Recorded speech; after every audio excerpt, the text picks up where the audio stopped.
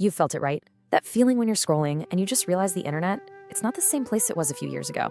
Well, today we're going to dig into exactly why that is. You open up some of your old go-to social media apps and they just feel quiet. The big, loud, all hands on deck conversations that used to be everywhere seem to have just disappeared.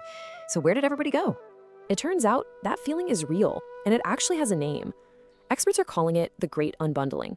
And it's not just a small tweak, it's a massive, fundamental shift in how we find things, how we connect with people, and pretty much how we experience the web itself.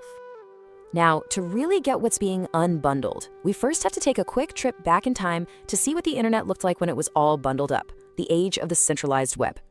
For the better part of a decade, just a few giant platforms were basically the internet's main highways. I mean, look at this. By 2012, social media was sending more people to news sites than Google was.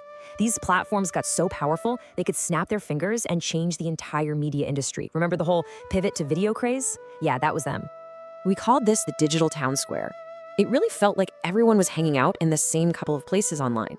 These platforms weren't just apps on our phones. They were the shared space where culture happened, where news broke, and where we all talked about it. But that centralized world, it's pretty much gone. It's crumbled. So the big question is, what on earth happened to cause this great unbundling?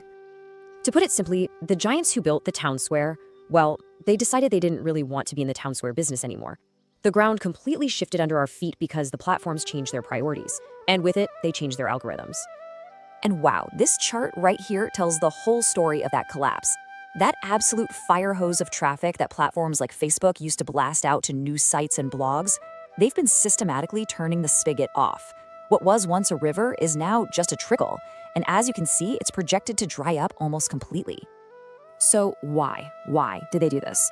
It really boils down to a few key decisions. They realized that sending you off their app to read an article was bad for business, so they deprioritized news and external links. Instead, they went all in on short-form video and creator content, things that keep you scrolling inside their world. The goal was no longer to be a doorway to the rest of the internet. The goal was to be your internet. Okay, so if the old internet highways are basically closed for construction, how are we supposed to get around? Well, a whole new class of guides has popped up to show us the way. And this is where things get really fascinating. We've seen a fundamental change in how we discover things. We've moved from the feed, that one-size-fits-all stream of stuff from our friends and family, to the vibe.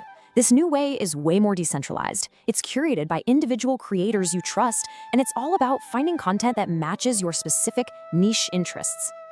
So these are your new tour guides. Instead of that one big town square, we're now exploring thousands of little side streets, private clubs, and niche communities. We're finding our way through creators on TikTok and YouTube, in focused Discord servers, and from newsletters written by people we genuinely trust. And the numbers, they absolutely back this up, especially when you look at younger generations. Just look at where Gen Z finds new trends. A staggering 45% comes from TikTok. Another 25% from YouTube. These are platforms driven by creators and algorithms. The old school legacy social media, it barely even makes a dent. This quote just nails it, doesn't it? It perfectly captures what this great unbundling is all about. We're shifting away from one big, dominant monoculture into this incredibly vibrant, sometimes chaotic, but also exciting world made up of countless little subcultures. But hang on, this story is not over, not by a long shot. This whole unbundling thing, it's really just setting the stage for the next, and maybe even more radical transformation, the age of AI. Before we jump into that future though, we have to acknowledge a major consequence of all this.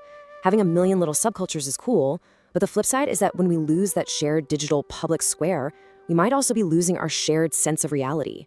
It gets a lot harder to agree on what's true when we're all living in different information worlds. This slide really maps out the whole journey. We started with social discovery, right? Your friends told you what was cool.